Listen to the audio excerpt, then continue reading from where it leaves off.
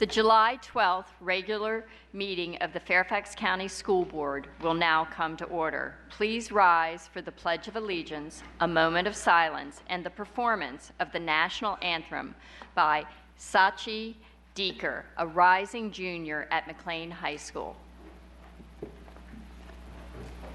I pledge allegiance to the flag of the United States of America and to the republic for which it stands, one nation, under God, indivisible, with liberty and justice for all.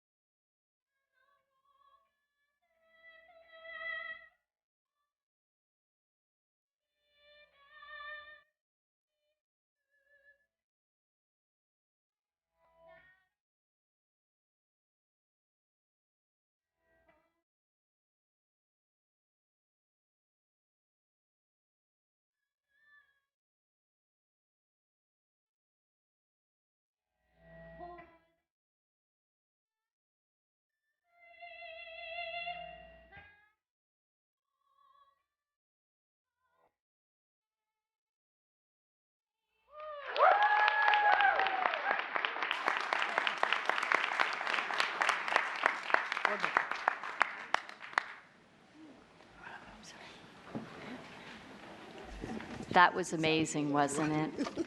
And thank you, Ms. Deeker, for taking time out of your busy schedule. Appreciate it. In order to comply with Section 2.2, 3712D of the Code of Virginia, it is necessary for the Board to certify that since the Fairfax County School Board convened a closed meeting on July 12, 2018, to the best of each member's knowledge, only public business matters lawfully exempted from the open meeting requirements, and only such public business matters as were identified in the motion convening the closed meeting were heard, discussed, or considered by the Board during the closed meeting. Do I have a motion? I have a motion by Ms. Evans, a second by Ms. Palchik. All those in favor? And that motion is unanimous with Ms. Strauss, Mr. McElveen, Ms. Keys-Gamarra absent from the table. They will be absent this evening. And I want to note that this is the very first meeting Mrs. Strauss has missed in 27 years of serving on this school board. And so I know she regrets not being here, but we are pleased that she is taking a night off. Okay. A few other announcements before we begin tonight's meeting. If you would like to review a copy of the agenda and any agenda item that is being discussed tonight, that information is on the table by the auditorium entrance.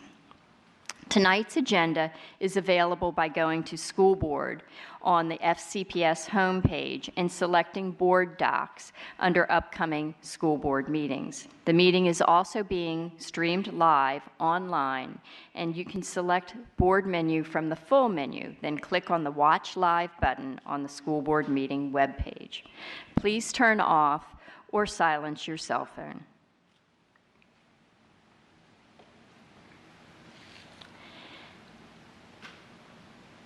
The next order of business is agenda item 2.04, the annual organization motion.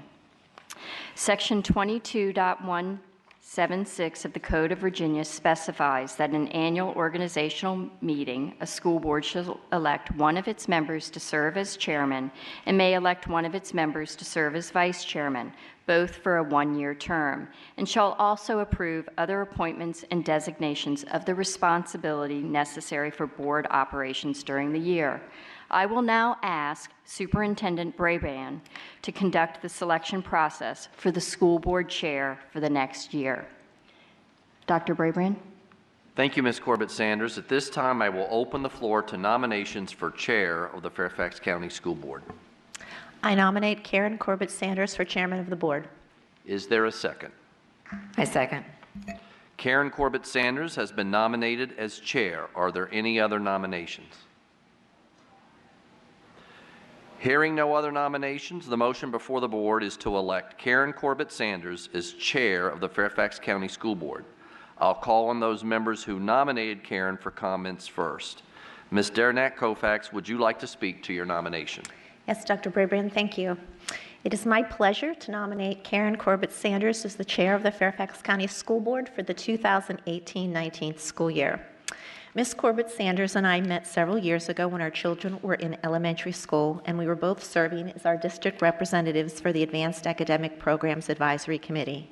At that time, I was struck by her passion and her knowledge of the challenges facing this subgroup of students. Our paths crossed several more times over the next few years at both FCPS and community meetings, and I was always impressed by her strong work ethic. As a member of our board for the past 2.5 years, I have had the pleasure of working with her in a true partnership as we represent the neighboring Lee and Mount Vernon districts in Region 3. As a board member, Karen has served as a member of the Audit Committee, as the foundation for FCPS, as the liaison to the Fairfax County Planning Commission, and as the liaison for our Title I Parent Advisory Committee.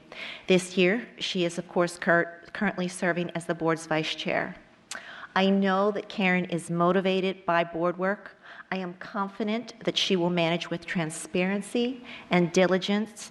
She will model our values of being communicators and collaborators, and most importantly, she will not forget that we are here to serve all of the children and families of Fairfax in a fair and equitable manner. It is my honor to nominate Ms. Karen Corbett-Sanders for chair of the Fairfax County School Board. Ms. Evans, would you like to speak to your second? I would, Dr. Brabrand. Thank you very much. I am delighted to second the nomination of Mrs. Corbett-Sanders to become our next chair. She has served very skillfully as vice chair this past year, and I want to first thank her for her stellar service in that role as a partner with Mrs. Strauss. At the same time, while Mrs. Strauss is not with us tonight for the first time in all of her years on the board, I did want to take note for the record also tonight what an excellent job Mrs. Strauss did as our chair this last year. I know we're going to be recognizing her at a future meeting, but I did just want to say that Mrs. Strauss provided strong, steady leadership with her characteristic good cheer and calm during an important year of transition with our wonderful superintendent, and she is to be highly commended.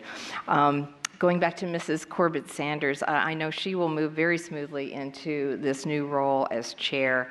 She has the rare ability to see both the big picture, but to also pay attention to important details. And those are skills that are critical to the role of chair. Mrs. Corbett-Sanders is both super organized as well as responsive to both her constituents and to board members, to staff, and basically to everyone, which is much appreciated. Whenever I have called Karen to discuss one of the many lengthy documents and materials that we receive as board members, and my colleague knows that at times this is a massive amount of materials. I have yet to find that she hasn't read all of them from start to finish, and I've often been caught out that she's found points that I'd missed myself. As a colleague with a district very similar to Ms. Corbett-Sanders, I've also appreciated her passion for equity, which I believe is an increasingly important topic for this board. Her management abilities, fair-mindedness, and enthusiasm for the critical work that we do as board members all make her the perfect candidate for our next chair. I enthusiastically support this nomination, and I urge all of my colleagues to do so as well. Thank you so much. Are there any other members who would like to comment? If there are no more comments, then we'll proceed with the vote, which requires a majority of votes from those board members present and voting. The motion before this board is that Karen Corbett Sanders be elected chair of the Fairfax County School Board. All those in favor of this motion, please signify by raising your hand and saying aye. Aye. Evans, Wilson, McLaughlin, Palchik, Corbett Sanders, Moon, Hines, Schultz, Daranack, Koufax. The motion carries unanimously. At this time, it is my high honor and great privilege to introduce the new chair of the Fairfax County School Board, Karen Corbett Sanders.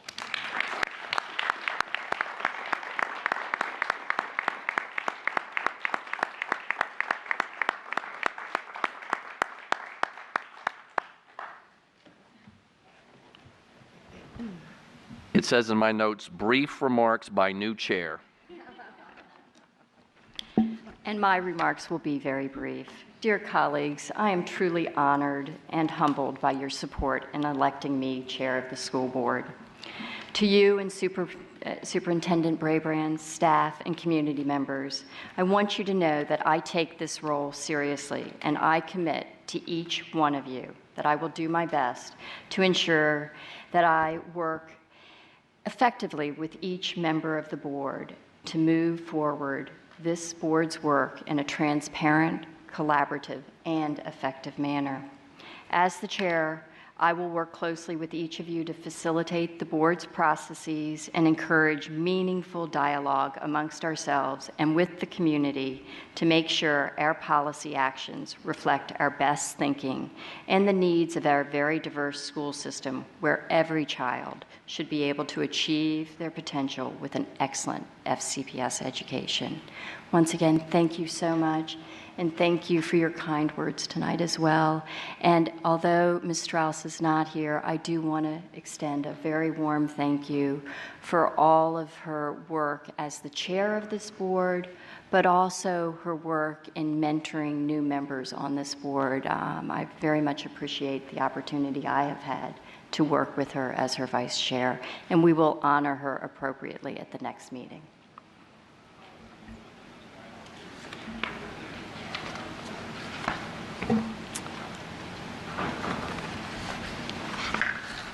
Hold on a second.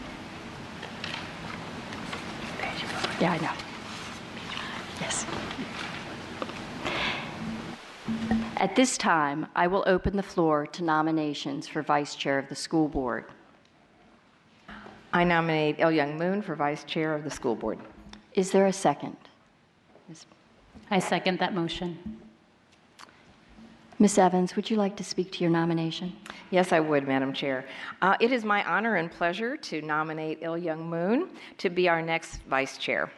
Mr. Moon has a unique set of qualities that he will bring to this important work in helping our new chair in organizing and leading the board. Mr. Moon has 19 years of distinguished service on this board, our second longest serving member. He has also served as chair himself 3 times and as vice chair twice under different superintendents, including during a period of transition from one superintendent to another. And he has the experience and the knowledge to fill this important leadership role. As an at-large member, he brings a county-wide perspective to our work. And I will add that he has a seemingly endless enthusiasm for both high school sports and musical performances, and he can often be found at many events throughout our system throughout the year. One of his great personal qualities is his ability to listen and to be thoughtful in his comments and in his decision-making, and he is both respected and respectful as a colleague. He also cares deeply about the work we do on equity. And again, I believe that that is some of the most important work that we have done and will be doing. One last point, Mr. Moon has a very keen but subtle sense of humor, which sometimes can sneak up on you, but this is certainly a good skill to have in this work. He will be a great partner to Mrs. Corbett Sanders, and I urge all of my colleagues to support Mr. Moon as vice chair. Ms. Palchik. Yes, very briefly. I was just thinking about my first time meeting Mr. Moon. I was quite scared, but no need. He's very well known, Mr. Moon. No. So along with Mrs. Strauss, Mr. Moon is one of our longest serving and somehow also our youngest school board member. I'm not sure how that works. He has served as both the Braddock District and at-large member. He's a critical thinker who brings his legal mind as well as his experience as a parent and as a fellow immigrant in FCPS to the work that he does and to his passion. He is talented, passionate, humorous, and a lifelong learner who strives to find consensus and mentors new board members and others interested in advocating for their students. I especially admire that Mr. Moon reminds us to take our work and not ourselves seriously. So I'm very pleased to second the motion for our friend Mr. Il Young Moon. Before I move on, are there any other nominations for vice chair? I skipped that. Okay, are there any other comments about the wonderful Mr. Moon? Then I will take the vote. All those in favor of the election of Mr. Il Young Moon as the vice chair of the Fairfax County School Board, please vote. So I have Ms. Evans, Mr. Wilson, Ms. McLaughlin, Ms. Palchik, Ms. Corbett Sanders, Mr. Moon, Ms. Hines, and Ms. Derenak Koufax. Are there any nays? Abstaining? And abstaining is Ms. Schultz.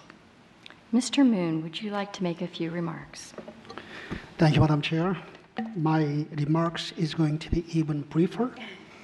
I want to thank my colleagues, first of all, for your support. But I am very delighted to have this opportunity to assist my dear colleague from Mammoran District as she works for the next year as the board's chair. I'll do my utmost best. Thank you. Thank you. Yep. Yes, Ms. McLaughlin. Given that Mr. Moon enjoys cupcakes and reminds those of us who have happy events to bring cupcakes, Mr. Moon, I look forward to cupcakes from you at the next board meeting for your lovely, wonderful news as new vice chair. Out of lies.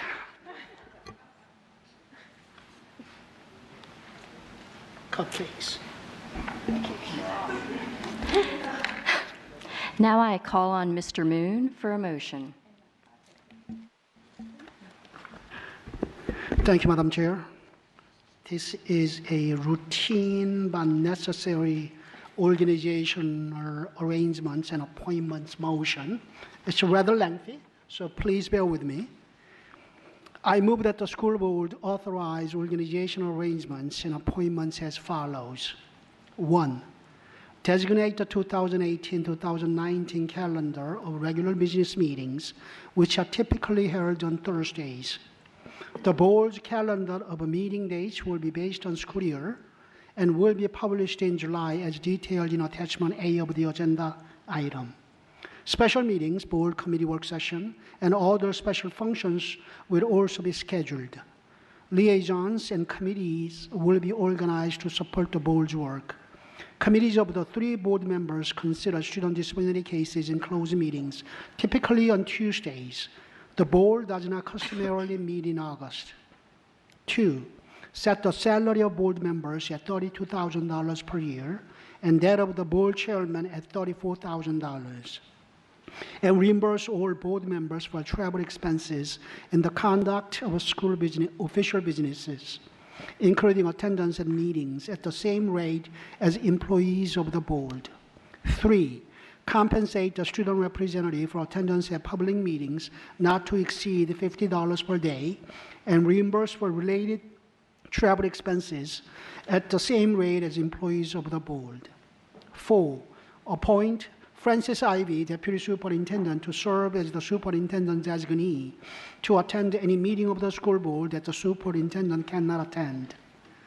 5, appoint Eileen Mulberg as the Clerk of the Board and Ann Benedicto and Beverly Madeja as the Deputy Clerks of the Board, each with a corporate surety bond as required by the Code of Virginia. 6, appoint deputy clerks of the school board for limited purpose of signing titles to school board vehicles and countersigning payment warrants as detailed in attachment B of the agenda item. 7, appoint agents and deputy agents of the school board to examine, approve, and order payment of financial obligations of the school board, and to approve disbursements made from all petty cash funds as detailed in attachment B of the agenda item. 8, appoint agents and deputy agents of the school board to examine, approve, and order payment only in connection with the educational employees supplementary retirement system of Fairfax County, ERFC, as detailed in the attachment B of the agenda item. 9, authorize the chairman and the clerk to sign all legal documents for the board other than those requiring the signature of some other officers, and authorize the vice chairman to sign in the absence or unavailability of the chairman, and the deputy clerks in the absence or unavailability of the clerk.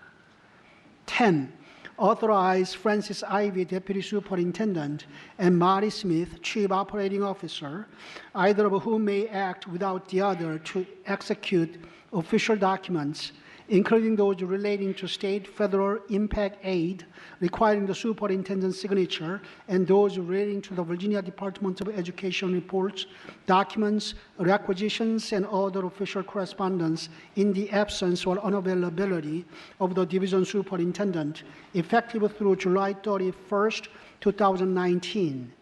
11, retain the following outside law firms as assigned and managed by the Office of Division Counsel: the firm of Hunton Andrews Kurth to provide general legal advice and litigation services, the firm of Blankenship and Keith to provide general and special education advice and litigation services, the firm of Littler Mendelssohn to provide workers' compensation services, the firm of Turner and Keeney to provide general advice and litigation services, and such other firms as determined to be necessary from time to time. Is there a second? Ms. Palchik? Mr. Moon, would you like to speak to your motion? I will dispense with my long speech. Ms. Palchik, would you like to speak to yours? Are there any other members who would like to comment? Ms. McLaughlin. Yes, just a quick point of clarification on the way it's listed. Item number 6, it mentions signing titles to school board vehicles and countersigning payment warrants. I would like to better understand why it's saying school board vehicles, because to my knowledge, school board members don't have vehicles. So what vehicles are we referencing in number 6? Mr. Plattenberg? Yes, I'm sorry, Mr. Moon. Mrs. McLaughlin, my understanding is that all vehicles within the school system is legally owned by the school board. Correct. I would just say for the public's clarification as well as for the board, what we are constantly reminded is that this is the division. Fairfax County Schools is a division. We have a division council. We don't have a school board council. We have a division council. So I'm trying to understand why these aren't then the division vehicles, not the school board vehicles, because I would say that that statement there could very much give the impression to the public that the school board has vehicles, and I just want it clear for the record, we definitely do not have vehicles. So, Yes. I mean, it's a good clarification. Thank you, Ms. McLaughlin. We'll go ahead and see what we can do about that. But in the past, ever since I started in the 80s, it's been Fairfax County School Board. But we'll definitely look, because it is a division. yeah, it is. We are a division, and I just think that's and I like to give a nod to a certain colleague sitting to my right who happens to have very quick eyes. But I think that's important that we have clarity there. So I guess are you recommending an amendment that would just insert the phrase division vehicles? Yes. Oh, okay. Second. Okay. So all those in favor of the amendment? That passes unanimously. Now we'll go back to the main motion.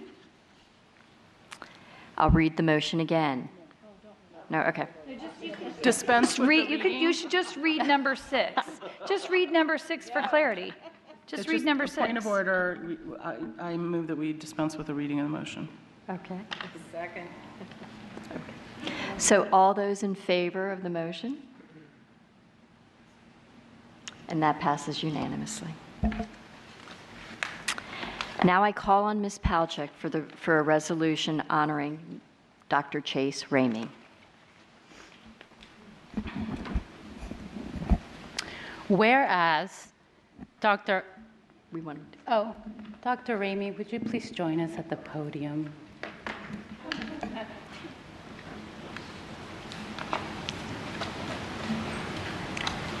Oh.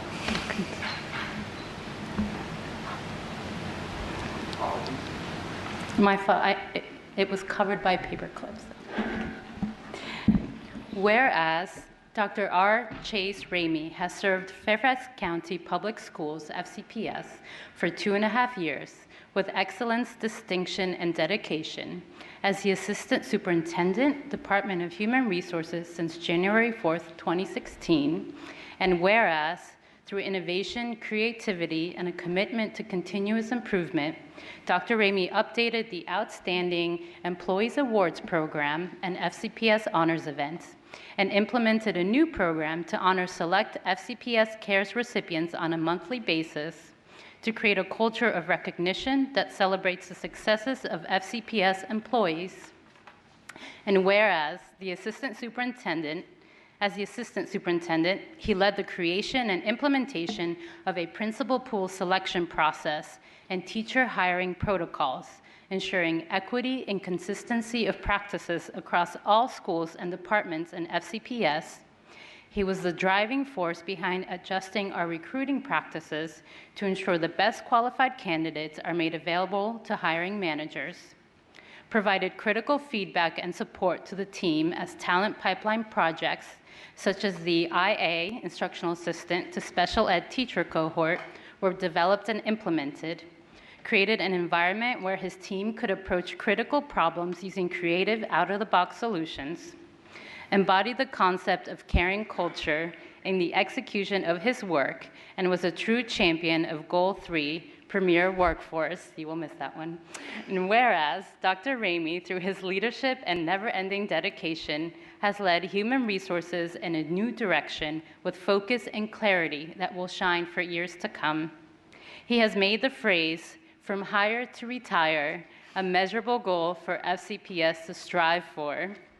And now, therefore, be it resolved that the Fairfax County School Board extends its highest commendation and deepest appreciation to Dr. R. Chase Ramey for his commitment to public education, his inspirational leadership, his unwavering dedication to and support of the students, teachers, staff, and administrators of Fairfax County Public Schools, and also warmest congratulations and best wishes on his new position as Chief Operating Officer of Iowa City Community School District. I so move.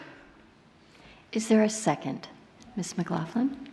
Ms. Palchik, would you like to speak to your motion? I would love to. Briefly, I will try not to make anyone cry. So everything that was said and so much more, Dr. Ramey, we started, many of us, about the same time as you did. It was hard to tell because right off the bat, you got right in, showed us where the gym was, and helped us navigate our own HR.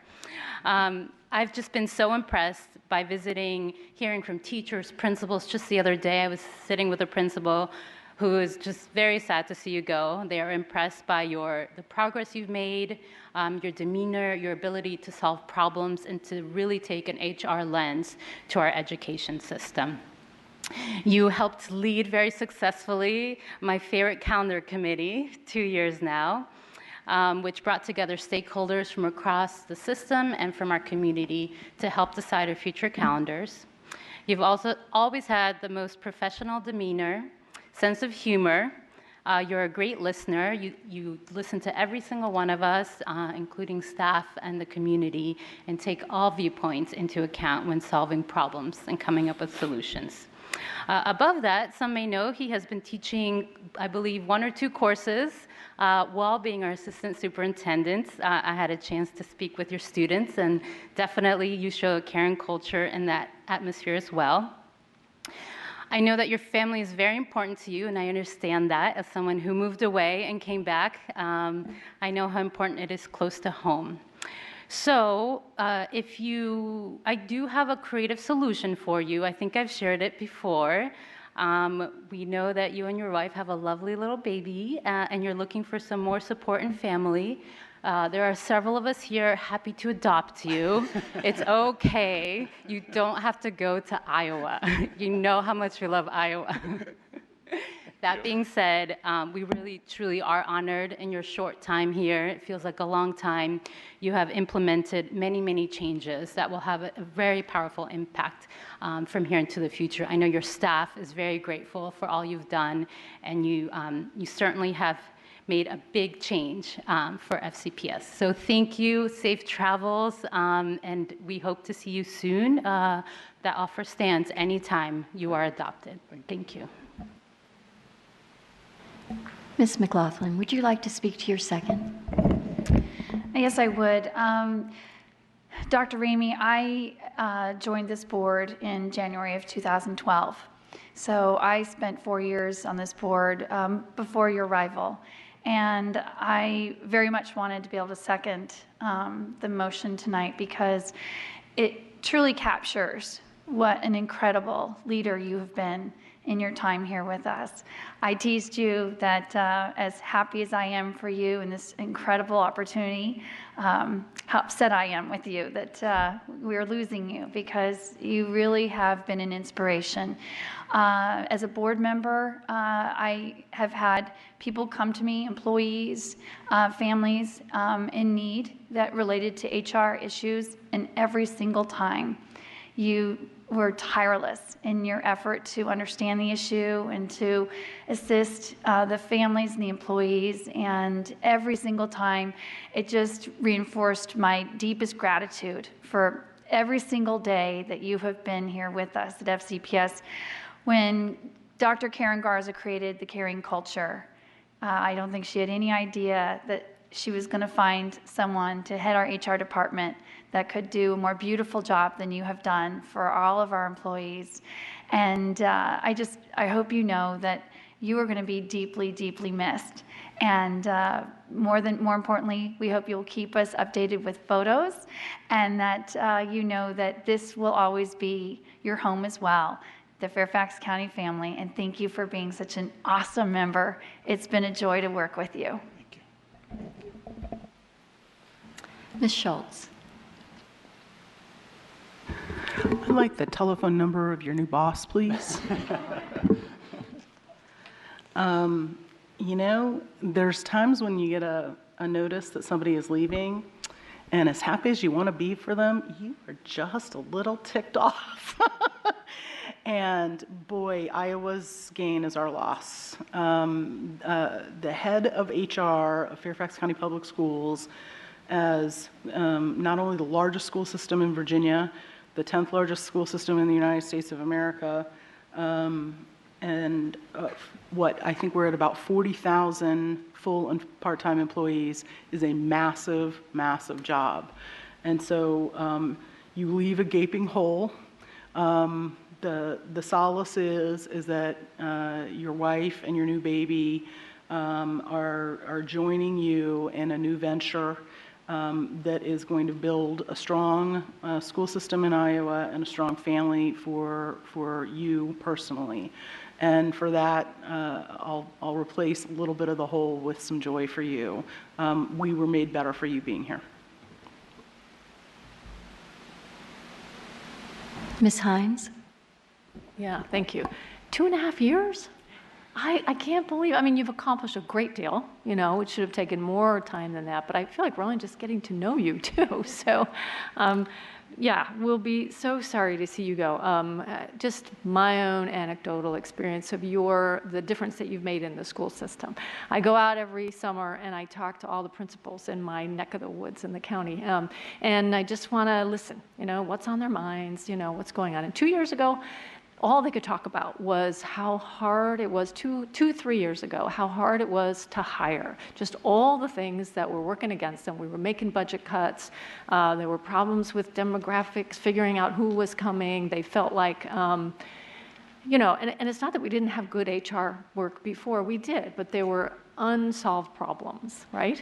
And you came in, and by listening and thinking creatively, you made changes that were common sense changes that fixed those problems. And this year, as I'm going around and talking, and last year as well, going around talking to principals, we don't talk about that anymore. I asked, so how's it going with hiring? And they're like, yeah, it's good. You know, it's working pretty well. You know, and they tell me all the changes that you were able to make that were just common sense things. And so, you know, I think it's rare to find someone, a young man, who's just such a quick study, a good listener, and just has that sort of natural leadership ability. I think Iowa City is very smart and lucky to get you. But we will definitely miss you. You've been a gem here, and we'll be watching you. And I hope that you definitely keep in touch with us, and love to the family. Ms. Derenak-Kovacs. Dr. Ramey, it has been a short but very eventful time for you. You have handled a lot of difficult situations with grace and poise, and I admire your positivity in all that you do. I want you to know that I always found you to be professional, thorough, and again, just your positive nature and your smile, even going through difficult times, were most appreciated. I know there are so many, as so many of my colleagues have referenced, so many changes that you've made in a short time that have helped our system to move forward and have helped our employees so much. So I appreciate it. I will throw my little story in. When I think I had a meeting, and I was like, I don't like you very much right now. We were going into a meeting, and I had just seen the announcement. So we do like you so much, and we care about you, and we know being away from family and home with a new baby, your home in Iowa, with a new baby can be difficult. So we wish you all the best, and enjoy that time, enjoy your new little one, and enjoy your new position. Thank you for your service here. Call on Mrs. Evans. Thank you. I basically just want to join in the kudos to Dr. Ramey and the thank yous and the best wishes in your next chapter. I will say you have had a huge impact on this school system, a huge positive impact that will be felt for a very long time. So even though in days or months or years it may seem short in impact, it has been a long time that you have had with us in terms of impact. I think it's been particularly, as Ms. Hines said, important with the earlier hiring. I know that this is particularly important for some of our highest needs schools as well, and that's been such a big change. So this is a great loss for us. I do wish you the best. You and I share a bond with having a 4-month-old in our house. In my case, it's a grandchild. It's a great pleasure and a great challenge, and I just wish you all the best. And I do hope that you keep in touch and let us know how you and your family are doing. Thank you. Now I call on Mr. Moon. Okay, Dr. Ramey. First of all, I want you to know why Mrs. Strauss is not here tonight. She just could not face your departure. It's too hard. It was too hard for her. It's too hard for me too. First time when I saw your resume 2.5 years ago, a little more than 2.5 years ago, from former superintendent, I was quite struck by the fact that you have risen in your career so fast to the level. I mean, this is the 10th largest school district in the country. Becoming an assistant superintendent of the Department of Human Resources, which has a huge responsibility, hiring, as Mr. Schultz said, 40,000 full-time and part-time employees. And so I had to ask the superintendent whether she was sure about her recommendation. She was absolutely confident that she was making the right recommendation, and she was absolutely correct. And you have proven that to us very quickly. You know, one of the most important things you have done last 2.5 years, which has not been mentioned, might not have been mentioned by other board members, is compensation study, how you've been, you know, one of the core members, you know, carrying the work through. They're trying to bring our salary for our teachers at least to the market level, and also doing other salary schedule adjustments for all the employees. That's a huge task, and you've done so well. You know, I may say that you are a young person. However, I must tell you that the depth of your wisdom is as deep as, if not deeper than, any one of us sitting here. I want to thank you for your service, and Godspeed, and hoping to see you do well in Iowa City, a community school district. And I am hoping that you will become a great superintendent somewhere in due time. So I'm going to take the chair's privilege and talk a little bit about something different than others did. And it's about transformational leadership. A skill that is so important in the 21st century is to have leaders that are adept at understanding and reading where we need to be rather than looking in the rearview mirror and just repeating it. And that is something, that is a skill that you brought to this system, and we are forever grateful for your transformational leadership in the area of HR and bringing that into our caring culture. You know, we talk about how we need to know every student by name and need and meet those needs. You took that policy and that approach to knowing every staff member by name and need. And that is something that really is transformational in the system, because when you have a system as large as ours, oftentimes some of the people who serve in jobs that are more, some people think, easily replicated, aren't necessarily recognized. And your approach and your willingness to reach out to every one of those people, and when, for example, a couple of weeks ago, one of our employee associations brought a concern to you, you actually brought it to all of us. The very next morning, you reached out to all of us and said, "I got this, don't worry." And that is pretty much the attitude, that can-do attitude that you brought to this system every single day. And you infuse that into the culture of the HR department. And so for that, we are forever grateful.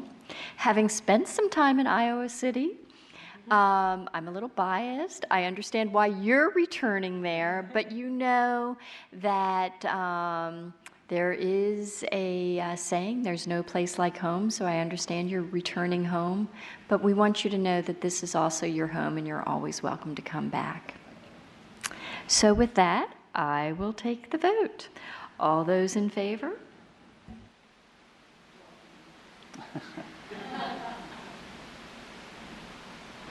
And that motion passes unanimously.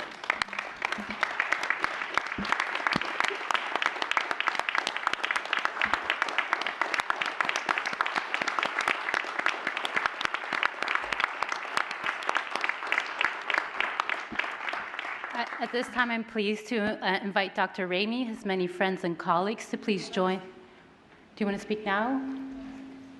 Okay. Would you like to? She was reading the script, just saying. All right. First, thank you. I'm very overwhelmed by. Marty told me I would do this, so They were taking bets on how long it would take. The clock didn't even start. I'm very overwhelmed and humbled by what you all have said. I've always only tried to do great work. And we've had some very challenging, spirited, and interesting conversations as an admin team and me with the board. But tonight's by far the hardest. I'd much rather be talking to you about Goal 3 or hiring or the honors program or even the calendar. Because I just love the work.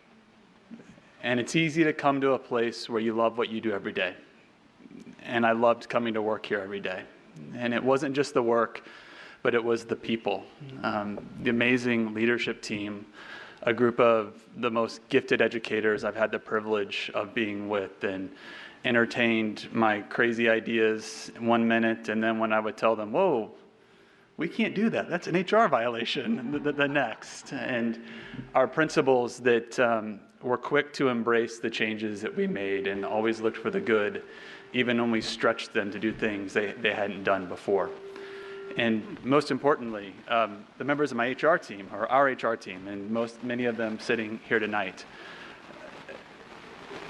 they are a fantastic, dedicated group of individuals that have a passion for what they do and a love for this county that I think doesn't always get recognized. And I will tell you, they made my job very easy. They provided me the opportunity to stand up here and to smile and to talk to you all, and made me look like I had all the answers. But all of those things that you read, that's all of them. And the county's lucky to have them and better to have them, and they did great work, and I know they stand poised to do even greater work as we move forward.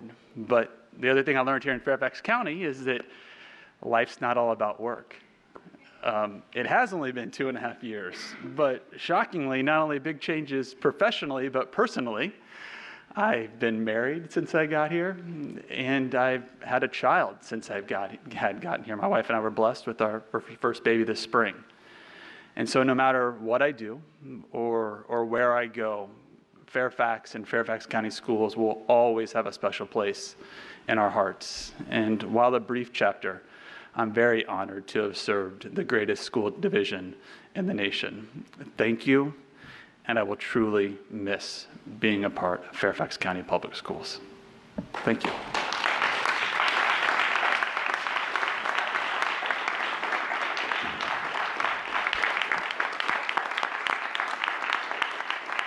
Okay, now, Dr. Ramey, friends, colleagues, if you could please join us for a picture at the dais.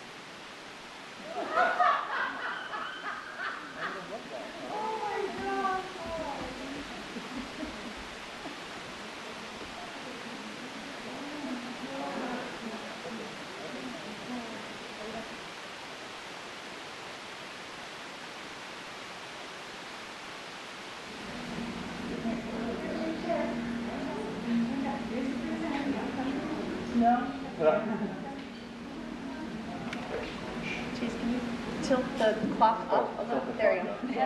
I'm blinded. Perfect. This is wonderful. Usually it's smile that blinds you. Yeah, I know.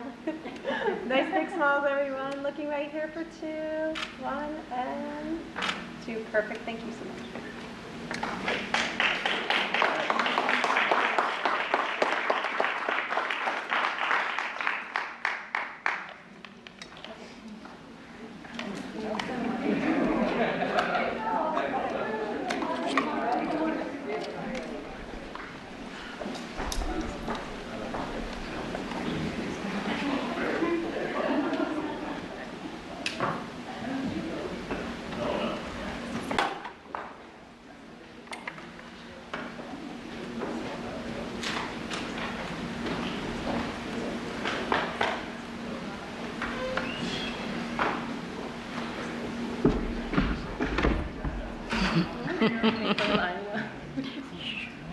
The next order of business is citizen participation. Tonight, 4 citizens have signed up to address the board. Speakers are requested to limit their remarks to not more than 3 minutes. The school board will not hear statements involving issues that have been scheduled for public hearings, such as capital improvement program, budget, and boundaries. Complaints regarding individual students or school-based employees should be directed to the appropriate school principal or other school-based or other school official. Speakers should refrain from using personally identifiable information in connection with an individual student. Speakers are expected to deliver their comments with the decorum and respect appropriate to the conduct of the public's business. Please be mindful that there are often young children in attendance at these meetings or watching at home, so language should be appropriate for all age levels. Thank you for your cooperation, and thanks to those who have come to speak to us tonight. So, Rachna Heiser, followed by Norman Hall and George Becerra. I'm sorry.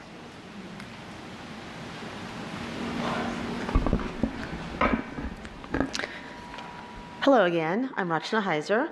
I'm here to speak to you on agenda item 6.08, the enhancements to the strategic plan. In specific, I want to address the lack of mention of students with disabilities in any part of the plan outside of the statistics. And as the statistics show, the outcomes for students with disabilities are the worst out of any group, and yet there is zero mention of any specific plans for students with disabilities in your strategic plan. When I spoke to you in April, I asked if you would consider developing more holistic outcomes that better reflect Portrait of a Graduate requirements and reflect those in your strategic plan. I see that the only thing that's been added is a capstone project and recommendations that teachers use learning models.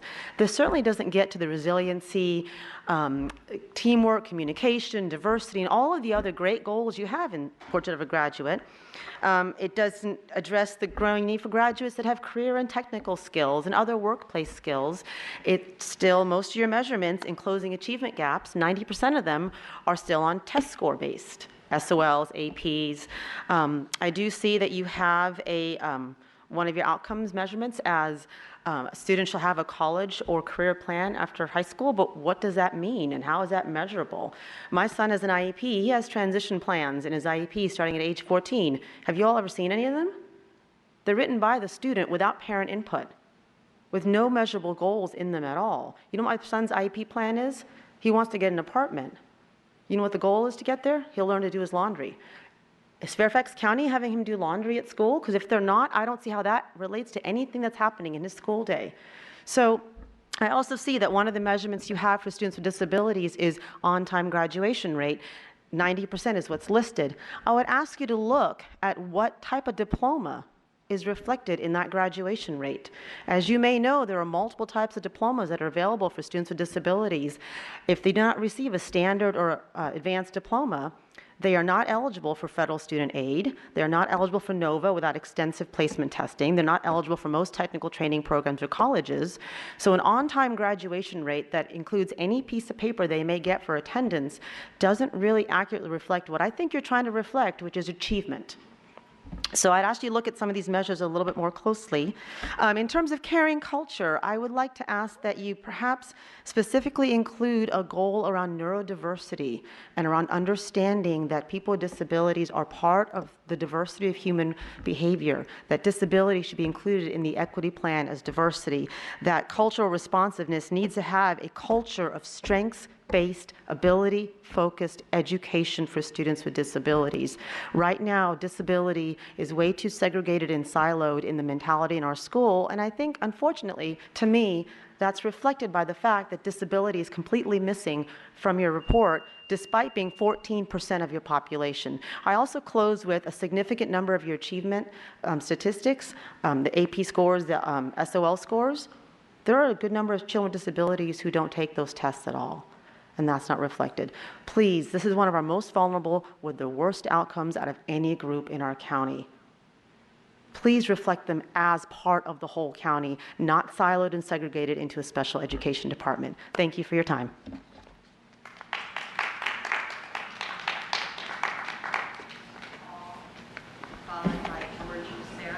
Is your mic on? No. Hi, Ms. Corbett Sanders. Welcome as chair. I moved rather slowly with coming up with my prepared remarks tonight. The strategic plan element just came on the website a couple of days ago, and my first reaction was one of flabbergasting, because I had a hard time imagining, like, how could strategic planning not include special education and students with disabilities? But I learned when I took my teacher training course a number of years ago that what you need to do as a teacher when things fall down, you just got to learn to pick yourself up and like charge ahead and move on with something else. And so that's the spirit I'm trying to take tonight. I'm wearing a button tonight. I got it at the Council for Exceptional Children Legislative Summit. I was with several FCPS people as well as 270 other people from 46 states that were lobbying on Capitol Hill. And so I had an agenda of like trying to talk about what can we do about getting more federal funding, specifically for the IDEA. We know that, and we mentioned with many of the congressional staff, and they are now well aware too, that a lot of the excess costs that should be funded for special education through IDEA is not coming through at all. The prospects for immediate relief may be short, but that was one element we had. We definitely talked about teacher shortages and what we could do for incentives to hire new teachers and get creative. We talked a lot about pipelines and the whole system that goes much beyond Fairfax County, but that was a big part of it to address those needs. And what I found really heartwarming from my discussion with the congressional staff on both sides of the aisle is that they were very receptive to the idea that we might want more ESSA funding for social and emotional learning, positive school climate, and mental health concerns. We were able to share a number of concerns that we know about in Fairfax County, but they also have throughout the Commonwealth of Virginia and throughout other states. So my button is for full funding for IDEA, and we definitely called out for that. Now, to get back to Fairfax County, I did look at the documents on the website. I want to call your attention to the 4-goal part, the map. Resource stewardship, of course, is the 4th goal. You've heard me comment in the past about goals 1, 2, and 3, caring culture, student success. There's a couple of items on this last page that I don't know that we really have gotten an interaction about that I think we really need to. One is the identification of state and federal mandates that should be reduced or eliminated. Of course, I just spoke about the one that we need to keep and make sure that we get the full funding that we deserve for our students. And the other part is the one after that. Conduct a study to quantify the true cost of educating a 21st century student. Well, before you can do the cost analysis, we better really understand what it is that students need. And students with disabilities have very complex needs, and it's very hard to do that kind of cost modeling. That actually was the focus of my master's thesis in a whole different domain. But I think I would like to see us have some kind of conversation that relates to cost modeling for students with disabilities. Thank you for your time.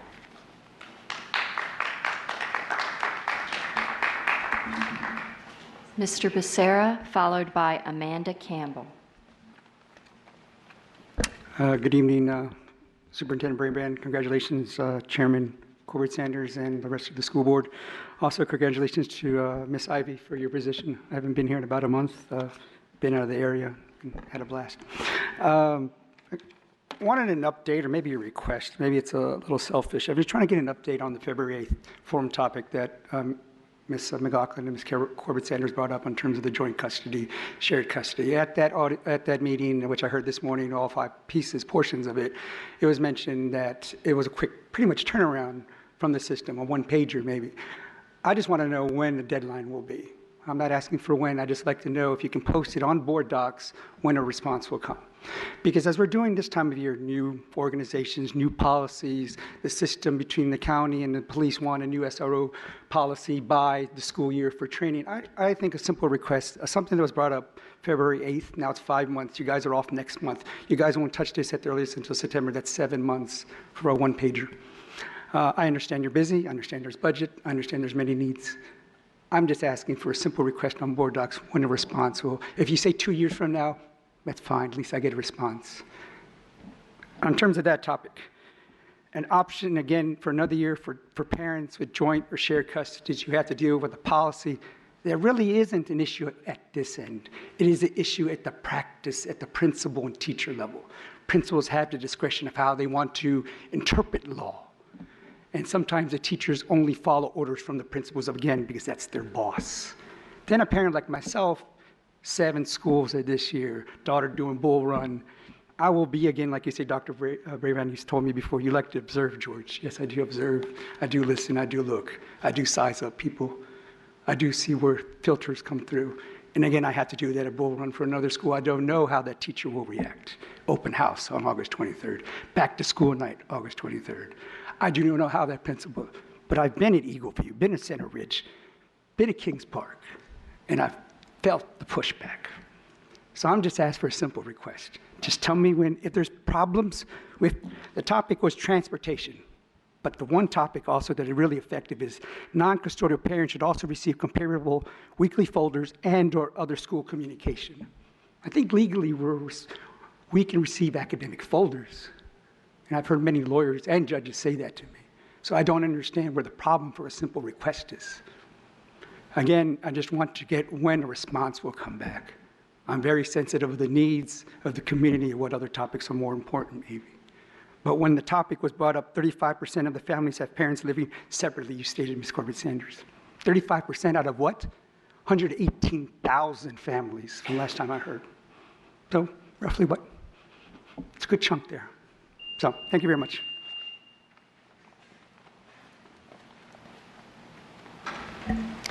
Amanda Campbell.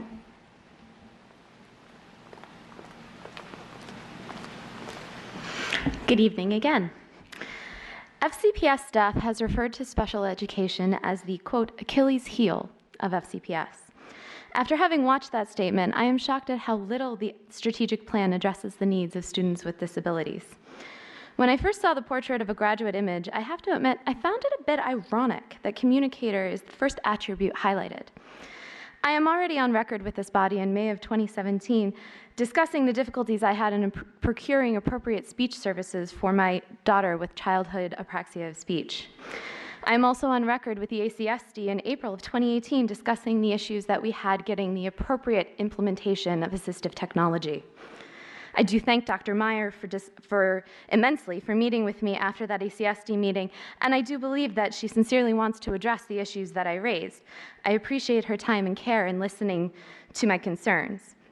That said, there is only so much that her department can do on their own. There needs to be some serious reevaluation of the allocation and staffing of the speech and language pathologists and assistive technology staff throughout the county.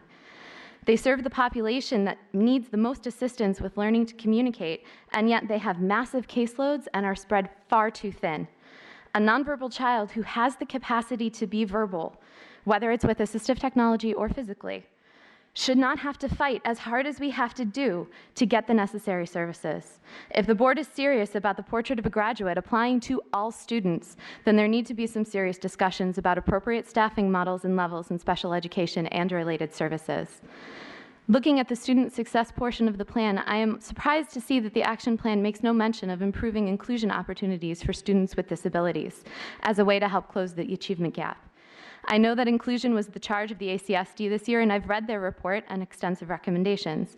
Research has repeatedly shown that, quote, students with intellectual and developmental disabilities educated in the general education classrooms demonstrate better performance in reading, math, significantly higher gains in adaptive behavior, improved social competence and communication skills, and high levels of social interaction in settings with typical peers when compared with students with intellectual and other developmental disabilities educated in separate settings.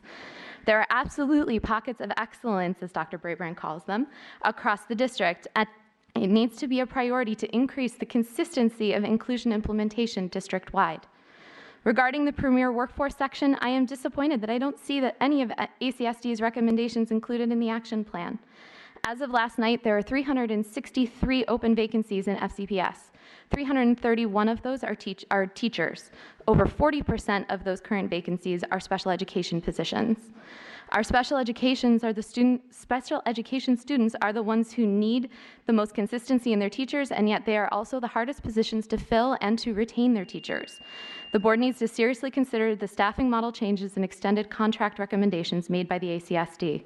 Ms. Keys-Gamarra said during the ACSD work session, quote, "Where we fail, that's a kid's name. That's my daughter's name. That's our children's name. Students with disabilities have been these kids for far too long. Please do not finalize this strategic plan without making more specific inclusions regarding our students with disabilities." Thank you.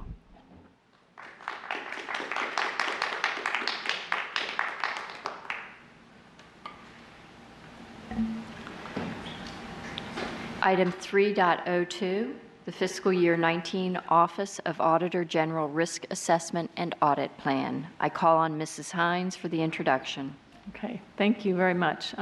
So yes, as the outgoing chair of the Audit Committee, it is my pleasure to introduce our Auditor General Esther Koh to come and present the proposed FY 18-19 audit plan. I want to, as Esther walks up, I just want to thank the members of the audit committee, the school board members of the audit committee, and our citizen members, Clay Hale and Daniel Warco, who have made such a difference to the committee this year. They're terrifically helpful. And thank you to our Auditor General, Esther Koh, and her team's work to reach out and to develop this plan by reaching out to school board members, leadership team, and other stakeholders to make sure that this plan reflects our highest priorities for audits for the next fiscal year. The school board will discuss this at our July 23rd work session, and we'll be voting on it. I believe July 26th is our next school board meeting. So, Esther?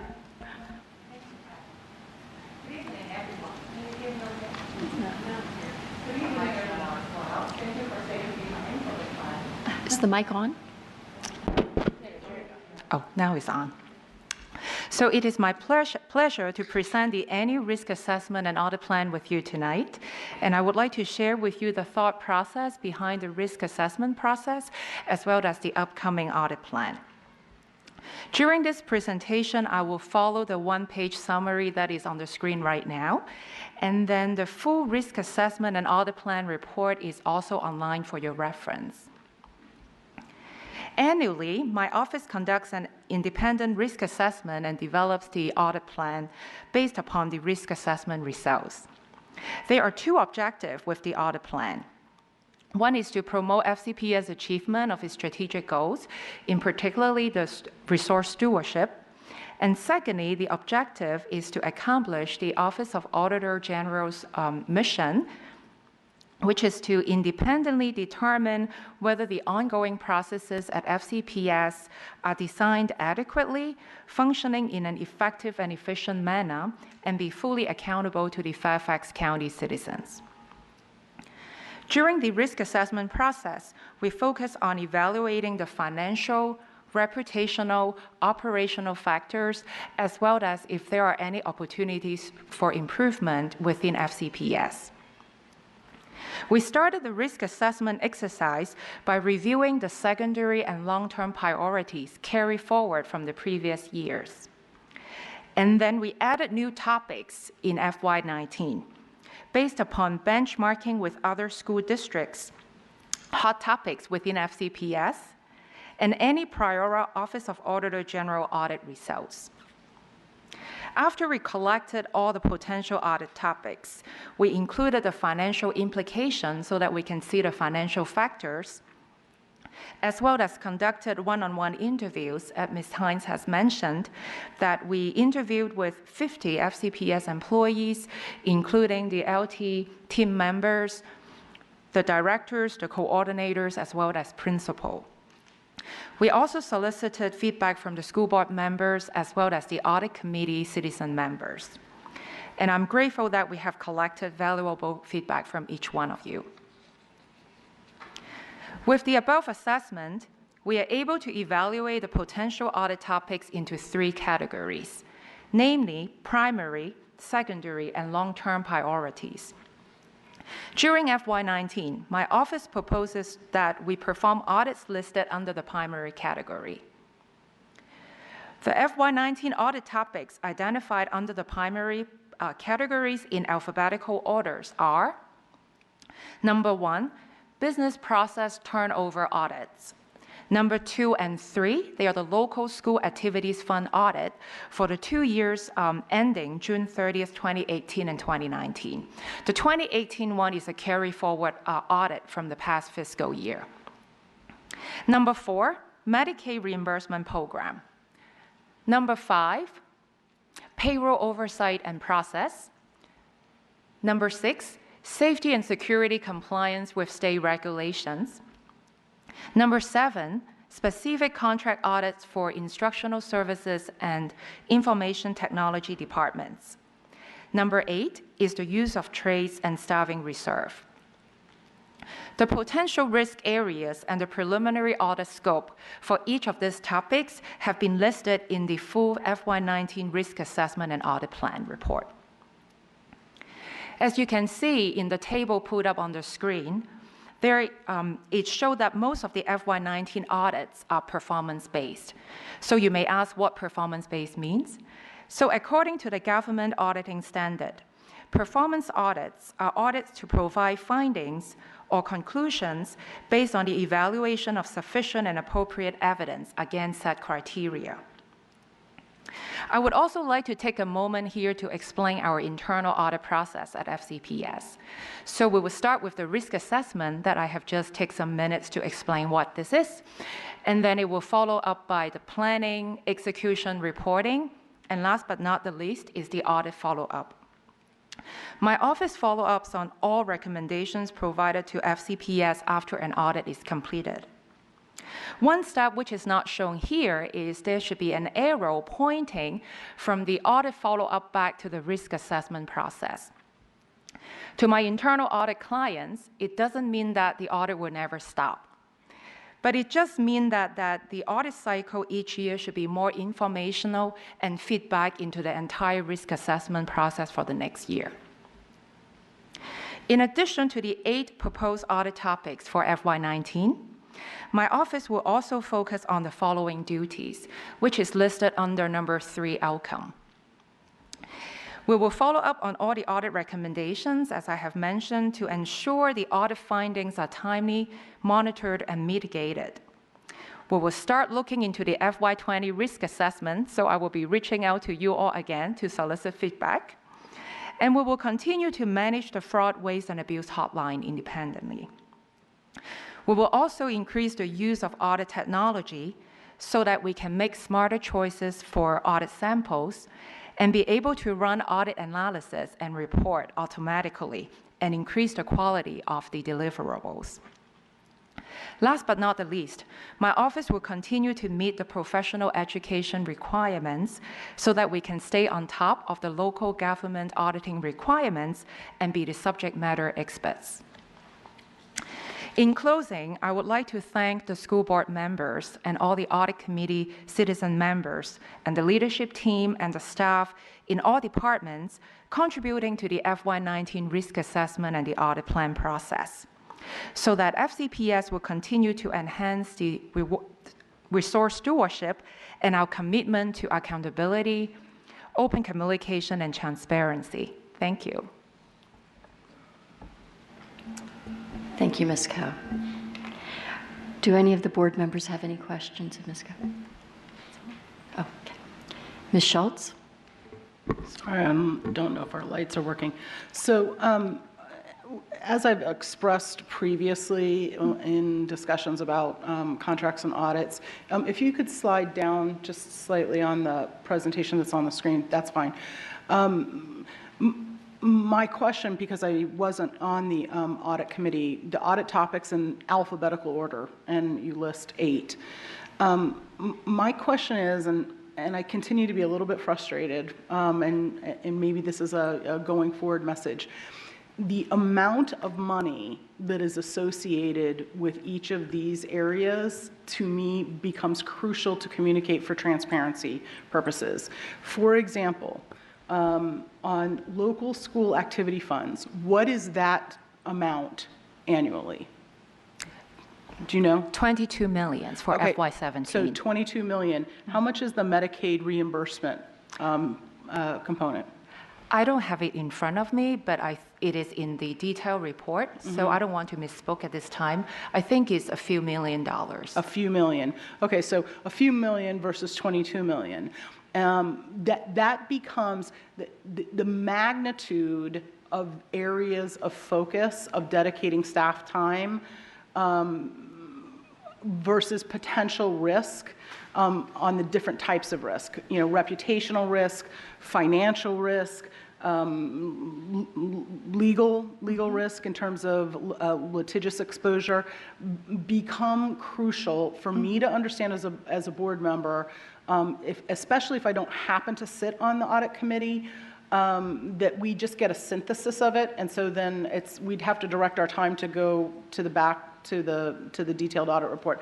I think it's important to roll that kind of information up, because what that does is that it elevates for me where staff is spending time in the audit department in your office, and allows me to have a more fulsome conversation with my colleagues to say, why is it that of the 8 priorities, we have, for example, fill in the blank, you know, a priority that is, you know, 1/10 the financial exposure, and why not something else? So that is something that I would like to see on a going forward basis, and we can discuss this more at a work session level.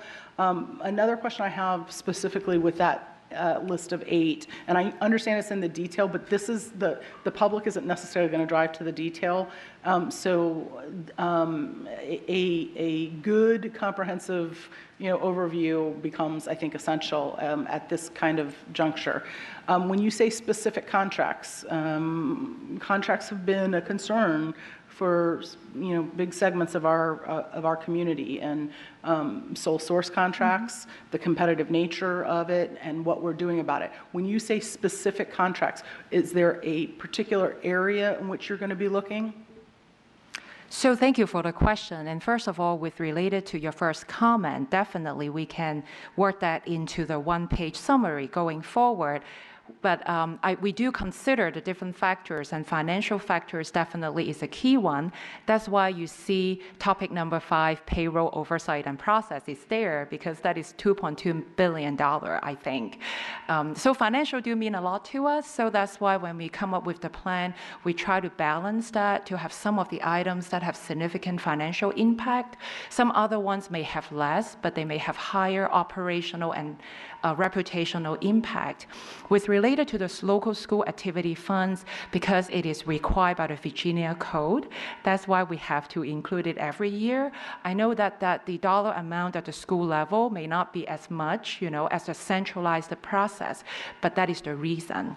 I'm glad you brought that up, because I actually think that things that are necessary for you to include on an annual audit plan as a portion of focus, which are legally mandated, should also be designated as so, regardless of the dollar amount, because we have a compelling legal requirement to, I don't know, be compliant with the law. So these are essential reasons that I think I'm much less concerned about a one-page summary about being one page, because sometimes one page is an artificial target to drive towards.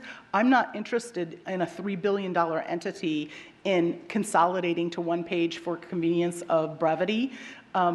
Sometimes brevity is not the strength, and when you're dealing with the amount of money and public trust that we're dealing with, if it's 2 or 3 pages as a summary, and it's a slightly more fulsome explanation of why these targets have been selected as an ongoing focus for the next fiscal year, I do think that that is crucial.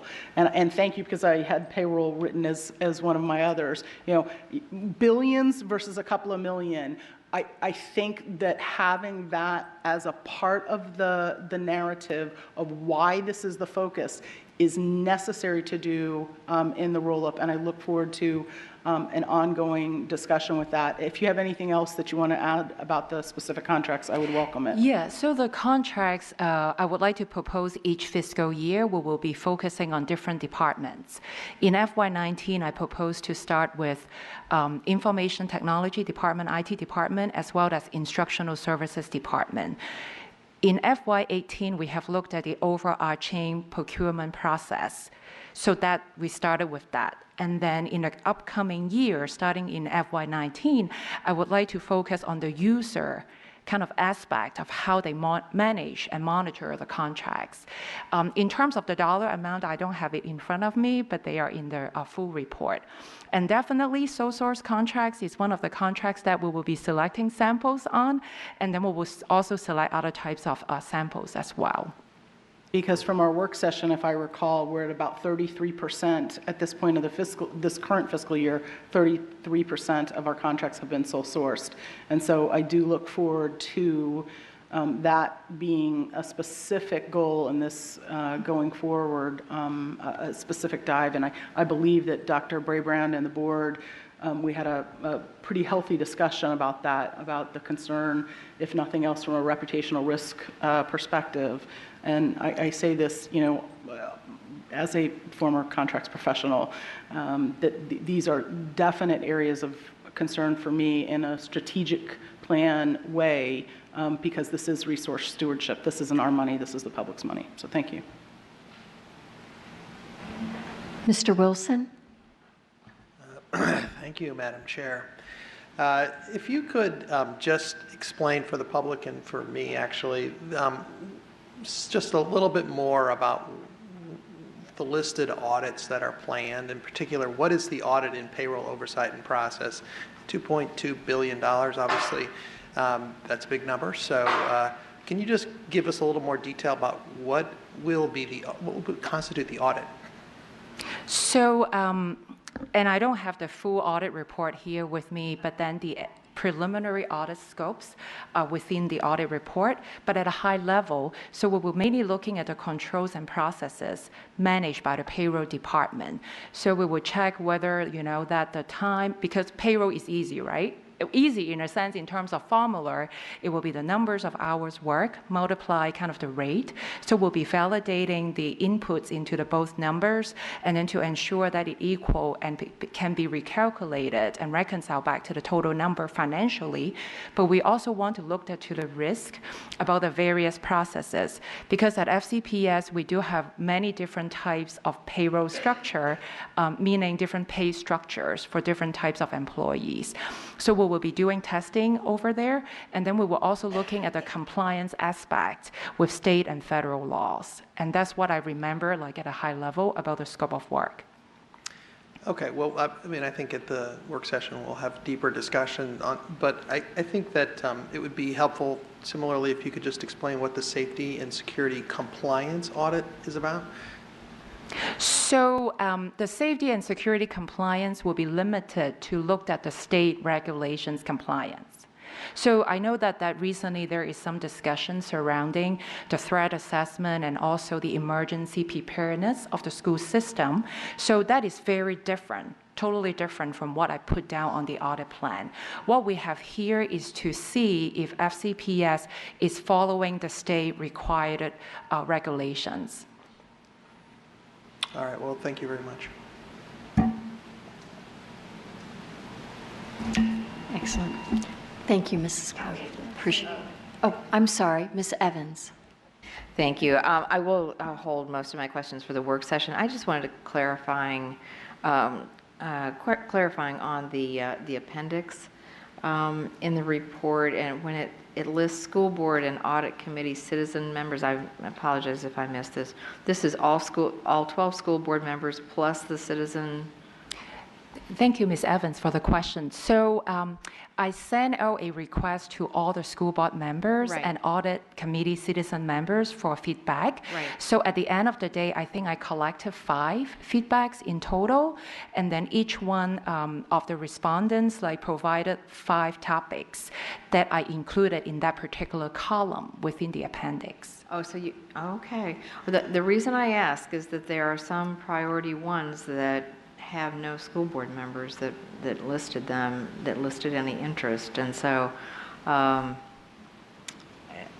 found that I would like to pursue that on Monday, how we're prioritizing. I see that you have a lot more employee responses than you had school board responses. So that is something I would like to discuss.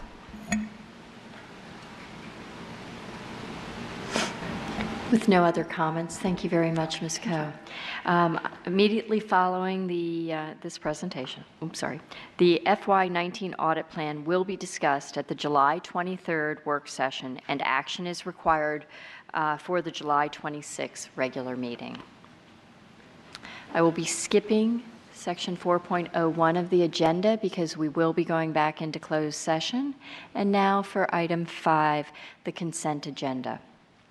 Our adopted rules of parliamentary procedure, Robert's Rules, provides for a consent agenda listing several items for approval of the board by a single motion.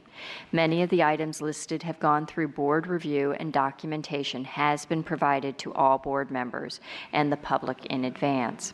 Items may be removed from the consent agenda at the request of any board member prior to the meeting. Item 5.01, authorize Francis W. Ivy, Deputy Superintendent, and Marty K. Smith, Chief Operating Officer, to execute official documents relating to state, federal, and impact aid, requiring the division superintendent's signature beginning July 1, 2018 through July 31st, 2021. 5.02, appoint individuals to serve on committees as detailed in the agenda item. Is there any objection to approving the consent agenda? Hearing and seeing no objection, the consent agenda is approved. Oh, wait, 1, 2, 3, 4, 5, 6. Yeah. We need one more. Board?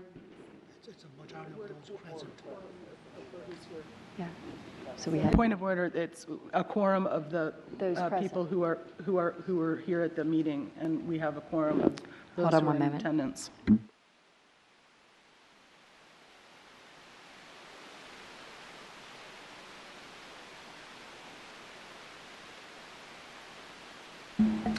So I will grab one.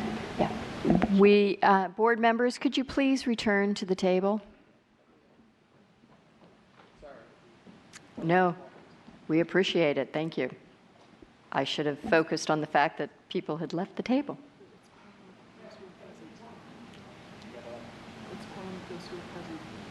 Is it?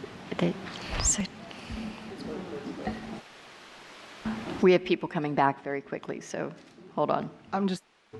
Point of parliamentary order, it is a quorum of those who are present at the meeting, and we don't have 12 at the meeting, so 6 is quorum.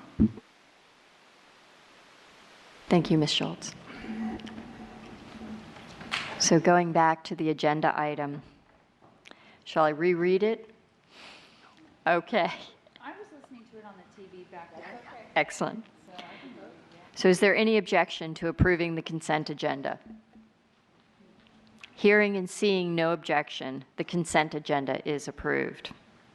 Now for item 6.0 on the agenda, new business, I call on Dr. Brabrand for the introduction of the fiscal year 2018 final budget review presentation. Thank you, Chairman Corbett Sanders. I think we have Lee Burton, our Assistant Superintendent for Financial Services, and is going to come up and brief you on our one-pager or make comments as appropriate. Ms. Burton.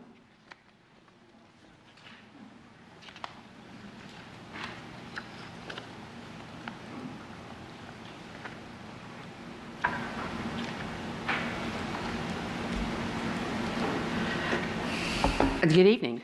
Actually, I was prepared to go over the whole thing, so should I just do the operating fund, or what is your pleasure, Chair Corbett Sanders? Well, Ms. Burton, since you have arrived ready to go through the whole thing, I will query the board to find out if they would prefer to wait until our work session or hear the whole thing tonight? I am seeing nods that because we are going back into closed session, that we would prefer you to focus on your one-pager. I am sorry. That's perfectly okay. I'm a fast talker anyway, so I'll just hit the highlights and be done with it.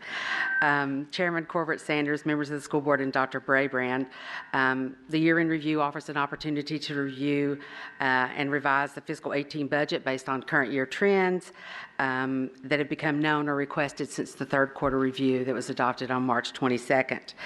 The agenda item is organized with descriptions of the recommended changes for fiscal 18 and the ensuing adjustments to fiscal 19 based on school board actions taken at adoption or new information like the increased state revenue, as well as routine carryover activities. The operating fund revenue on page 1, the net changes are $5.6 million, which is IDEA funds that will be carried over. We had a increase in sales tax revenue and a slight decrease in state aid due to enrollment projections that were higher than actual enrollment.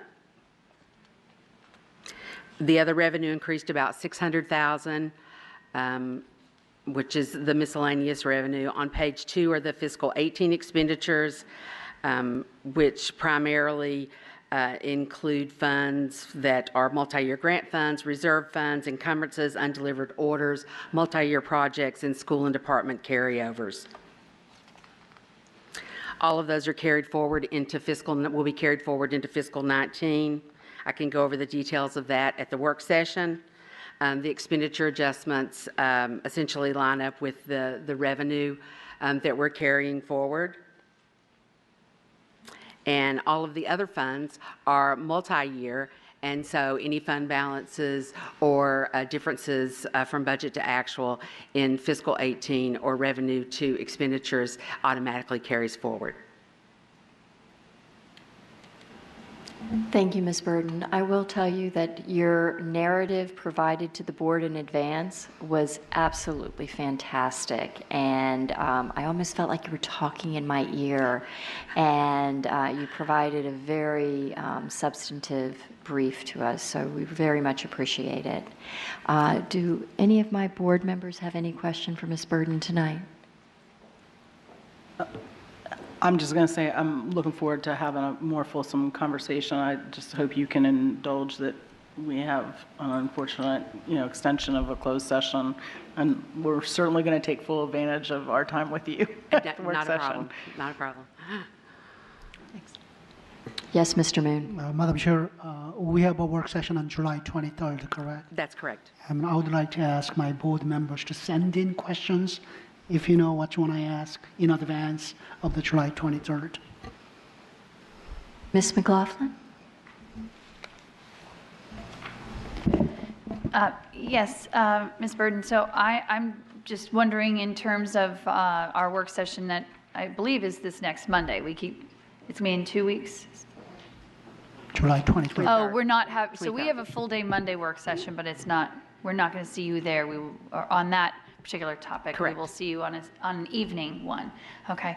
So I know Mr. Moon was asking us to provide questions, but I would like either you or Dr. Braybrand to just briefly, since the public who is listening is going to want to understand a little bit, what's being recommended here in terms of so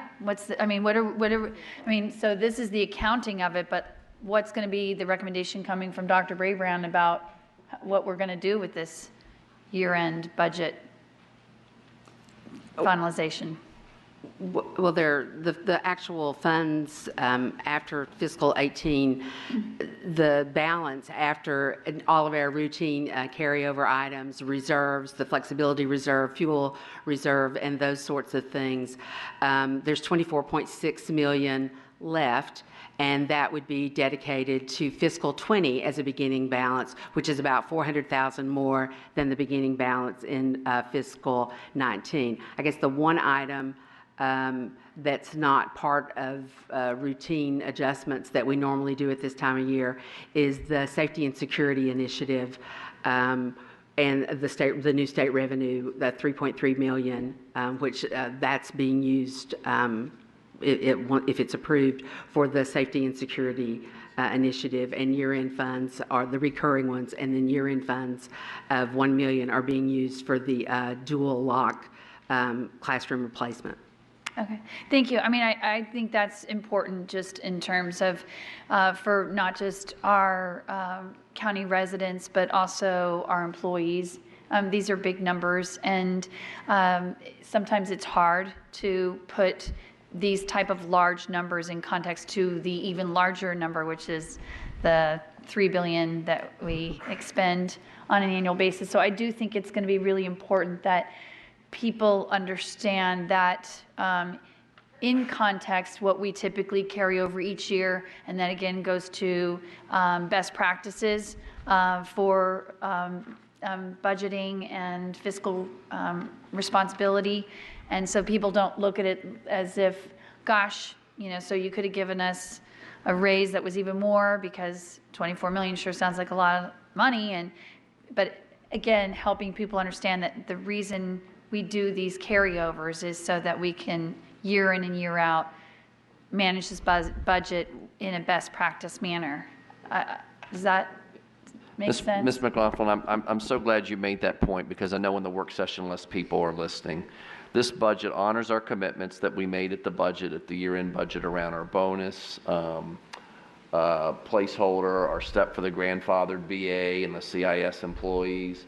One of the other things that I know came up earlier this year in a work session with the board was the concern about the ACE program and the transfer we made at year-end. I would call your attention to the transfer this year is only $40,000. We've done tremendous work around ACE to lower that number. It's been a couple of $100,000, several $100,000. And yes, Ms. Schultz, it is $40,000. So I know that's been a topic of interest. We've worked hard to manage and lead that. And as Ms. Burden already said, we've really got in this year-end, based on your feedback from the work session, the first step of working on safety and security for our schools. So I hope that's helpful, and we'll have some additional conversation if there's other details at the work session with the board. Mr. Wilson, you indicate you're good? Okay, thank you. Once again, thank you so much for your time this evening, and we look forward to the work session on July 23rd with action on this scheduled for July 26th at our regularly scheduled meeting.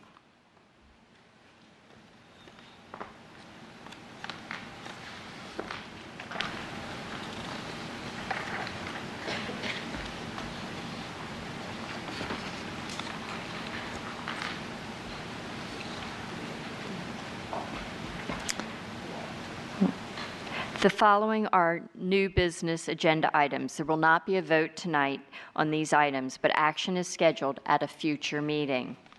Item 6.01, approve the revenue and expenditure adjustments as detailed in the agenda item. Item 6.02, approve the fiscal year 19 Office of Auditor General Risk Assessment and Audit Plan as detailed in the agenda item. Item 6.03, adopt the newly revised 2018 Fairfax County Purchasing Resolution, previously adopted by the Board of Supervisors, subject to the conditions detailed in the agenda item. Item 6.04, approve the Governance Committee recommendations for revisions to the Strategic Governance Manual regarding the Minority Student Achievement Oversight Committee. 6.05, accept the Virginia Department of Education designation of Fairfax County Public Schools as the Governor's Regional School for Science and Technology in Northern Virginia for 2018-2019. 6.06, confirm committee liaisons and assignments as detailed in the agenda item. 6.07, approve the title listed for Grade 4 Social Studies, Virginia Studies, as recommended by the Social Studies Basal Instructional Materials Adoption Committee. 6.08, accept the recommended changes to the strategic plan. 6.09, approve the charges for 2018-2019 for the following school board citizen advisory committees: Adult and Community Education, Advanced Academic Programs, Career and Technical Education, Facilities Planning Advisory Council, Family and Early Childhood Education Program, Head Start, Human Resources, Minority Student Achievement Oversight, School Health, Students with Disabilities, and Title I District Advisory Council, as detailed in the agenda item. 6.10, School Resource Officer Memorandum of Understanding. 6.11, approve and accept the $50,000 tech award offered by Google for a computer lab or technology program at the Pine Spring Elementary School. Now we come to superintendent matters. I call on Dr. Brabrand. Thank you. I'd like to share that West Lawn Elementary School received the prestigious 2018 Claudia A. Bialek Teacher Researcher Award. The award was given by the American Education Research Association, which honors the spirit of school and university collaboration with ongoing ownership and research by P12 and university collaborators, investigation of issues that impact student outcomes or teacher professional development, ongoing interest in teachers as researchers, and demonstration of or the potential for a sustained program of research and inquiry. West Lawn was called a model of excellence in designing and implementing professional development for its teachers and support staff, and also recognizes the collaborative work that George Mason University has been doing with it as part of its PDS, or Professional Development School Partnership. Also, I want you to know that the FCPS Summer Feeds program continues to draw members of our community out. Many of you have been able to attend some of those barbecues as we've hit off the year. Just a reminder that there's a free barbecue lunch at some of our schools and community centers Monday through Friday through August 27th. And you can find the locations by just going on www.fcps.edu and search Summer Feeds. And finally, I'd like to again offer congratulations to Chairman Corbett Sanders and Vice Chair Il-Young Moon. I'm looking forward to a great second year, and I appreciate Chairman Strauss and Vice Chairman Corbett Sanders' leadership this past year. You all, the whole board, was a great mentor to me. I appreciate the evaluation feedback you've given me, and I look forward to continuing to grow as a leader in the school system and as a superintendent, and leading together with you all to make this system even better. So thank you very much. Congratulations for a new organization for the upcoming year, and I hope you all have a nice evening. Thank you. Thank you. So as we go to board matters, I call on Ms. Evans. Thank you very much. I wanted to welcome Maria Eck as our new principal at Justice High School. We had the announcement earlier this week with a very good crowd of employees and parents and students there to welcome her. The school is looking great. The new name is on the side of the building, on the scoreboard, on the marquee out front, and I was able to go in the other day and take a look at the gym floor with the new wolf logo. It looks wonderful. So welcome to Principal Eck. She comes to us from Poe Middle School, where she's done a fantastic job. She's bilingual in English and Spanish. She has a background both in IB and her roots at Glen Forest Elementary as well as Glasgow Middle School. So she comes with a wealth of experience and success as a principal. So welcome to her. Mr. Wilson. Thank you, Madam Chair. I would just like to add my congratulations to you as our new chair. You did a great job tonight, 52 weeks to go.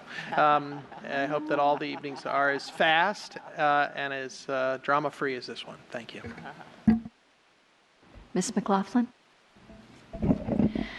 Just briefly, I was traveling and missed our prior regular business meeting, and so I didn't have an opportunity to publicly express my appreciation and congratulations to our newest Deputy Superintendent, Frances Ivy.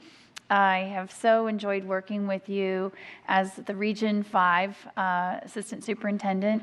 And while we will be missing you and your leadership at Region 5, the fact that it means we've elevated you to the second in command right behind Scott means that we'll actually be able to draw upon your wisdom and your knowledge of the system after so many decades. And so I wanted to just again express my public appreciation for all that you've done for Region 5 and what you will continue to do for us in serving as Scott's right-hand person. And very much look forward to how we will progress in Region 5, because with Becky Bainig and Eric McCann, both there, I know we've got some really great leadership continuing in your footsteps. And I also wanted to just say a quick welcome to our 2 new principals at Canterbury Woods Elementary and also at Frost Middle School. So and now we've got Danny Meyer, who's going to be at the interim for Lake Braddock Secondary School. So lots of exciting changes for my Braddock District constituents, but all positive ones. And otherwise, I just wanted to let my colleagues know that in the 2 weeks I was gone, I so deeply missed being able to focus on all of the intense work that we do every single day. But I have come back very refreshed, which I know makes you even more excited since I never lack for passion. So it's good to see you all again. Ms. Valchik. Yes, thank you. Hitting on Dr. Brabrand's point, I did have a chance to swing by both of the barbecue sites in Providence District. They are at the James Lee Community Center and the Graham Road Community Building. Wednesdays are Wacky Wednesdays. The PTA and Vine Church sponsor games and activities for the kids. They were making homemade kazoos, so a great time for all. And free for kids, just $2 for adults. I also want to thank Chairman Bulova, Superintendent Brabrand, and Chief Rossler for engaging the community in some very meaningful, thoughtful, passionate conversations around our MOU with our school resource officers and the county. I had a chance to attend the second meeting this past Monday at the Government Center, and I believe that the next meeting is now rescheduled for next Thursday, July 19th at 7 p.m. at the Government Center. So there is a community member panelist, but it is open to the public and a good chance to turn out. Finally, I want to thank those of you who came out to testify at our public hearing tonight. I think it was really important for us to hear from the community, and if you did not get a chance to testify, we hope to see you next Tuesday. Have a great weekend. Mr. Moon? Pass. Ms. Hines? Yes. I would just note, here it is July, summertime. It's the time of comings and goings, right? And we're all going to miss Dr. Ramey very much, and we've already talked about that. But there's always, there are positive changes as well, and I do want to thank our incoming leadership, our new chair and vice chair, for taking this on, for all the work that you will do over the next 365 days. I know how much service and commitment that requires, so thank you in advance for all that you will do. And I want to congratulate Dr. Brabrand. This is basically your 1-year anniversary. Yeah, woo. He needs a cupcake. He needs a cupcake. And actually, it's hard to believe it's been a year, isn't it? It's 1 day, 1 year, 1 day. 1 year, 1 day. I had to remind. I had to remind myself because it feels like a week and a half, right? It feels like you just got here. Time flies, I know. Well, I just, on that note, I just personally want to thank you for all that you've done already. I'm out talking to the principals in Hunter Mill, over the summer. I always try to touch base with them, and I want to thank them for giving me their time to help me catch up. And, to a person, they have really great things to say about you. We call you Captain Positive. That's your name out in Hunter Mill. And I really think that makes a big difference. I do. And I think your presence out in the schools is really important, and I really appreciate all the ways that you keep me thinking positively about things that seem like big, weighty issues. And, they are big things, but we have to stay positive. So congratulations and thank you. Ms. Schultz. So a couple things. I would like to acknowledge, because she is here, Sherry Belkowitz, who is my appointee and the chair of the Advisory Committee on Students with Disabilities. And Connie, you're there too, so we'll say hi to you too. And appreciate the good work that you do for students with disabilities that, we both share tremendous passion for helping that community. I do want to briefly address in a more umbrella fashion, Mr. Becerra's concern about the forum topic. I do know that we're working behind the scenes on getting that answer, but just as we head into a new leadership, I do think that the way in which we self-govern on forums, I think we struggle with our calendar and our schedule, and I do think that we may want to consider reorganizing how and when we bring topics to the board. Forum is actually something that this board long ago invented. The Board of Supervisors doesn't do that. You can bring topics during board matters, and we could dispense with the forum altogether, and I think it may be much more efficient. So I just throw that on the table as a looking forward under our new leadership here as a way to govern more efficiently and be more responsive to members of the public and address concerns. He actually mentioned that we have more important things, but for every parent, their own child's education is the most important thing. So we can't supplant our priorities for being responsive to individual parents on crucial matters having and pertaining to their child's education. I do want to welcome Mr. Meyer as the interim principal for Lake Braddock. I did attend, and I know my colleague, Ms. McLaughlin, was on foreign travel and couldn't be with us, but the meet and greet, I was actually very surprised for a 4th of July week. In the middle of the afternoon on a Monday, I was thoroughly surprised how many people were there. Dr. Brent, as the regional assistant executive principal, joined us.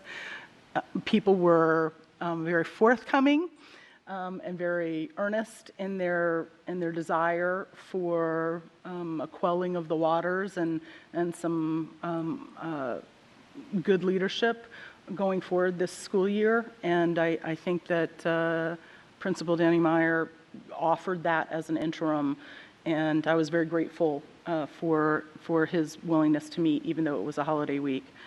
This next one's a little hard for me.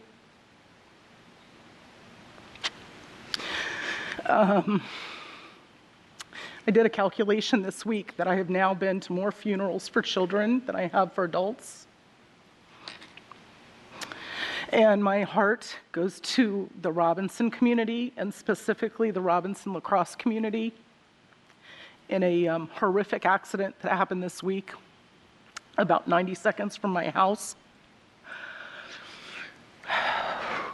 involving 2 male lacrosse players and a female lacrosse player, and the loss of the life of Connor McGowan. My heart goes to his family, and my thanks go to Marty Baker and the Burke Community Church and Father Vaccaro from Nativity Catholic Church for opening up last night a vigil that was originally intended to be with a handful of students who are dealing with this tragic accident. And it ended up being probably about 300 people. Students in profound grief with this loss of their friend and the catastrophic injuries to another friend. This is going to take a healing in this community. And all I can do is beg students to please wear your seatbelts and take take the back roads that are very curvy in certain areas of our county with discretion. But I thank Principal Eline for communicating effectively, for the support of the senior leadership to get information to families, and that there is, I appreciate your willingness to provide crisis support. It was, something late at night I was, begging for to get available, and they will be available. They were available today at Robinson, and they're going to be available tomorrow at 10 at Robinson for any students who are struggling. I want students to make it through the summer alive. Ms. Staranek Kovacs. Yes, I too will send my thoughts and prayers to the Robinson community on their tragic loss. I also want to thank all of those who came out tonight for the public hearing. We do appreciate your input and we appreciate your time and your thoughts. I also want to thank Janie Strauss for her service and her work as our chair last year. She, as many noted tonight, she's rarely missed a meeting, but apparently her daughter's scheduled a vacation for her, and she told us her other title that she holds this year besides a chair, and it's Grand Nana. That is the best title, Grand Nana. And so Janie, I hope you're enjoying your vacation, well deserved, and thank you for your service this year, and congratulations to my colleagues Karen and Ilyan in your new roles. We do appreciate all the hard work you will be doing in your roles. Thank you. Thank you. Parents, hug your children, keep them close, and give them a reminder when they go out in cars as passengers or as drivers to please drive safely and fasten your seatbelts. Our prayers and condolences for the Robinson community. Now we will go into closed session, and we'll be back to adjourn afterwards.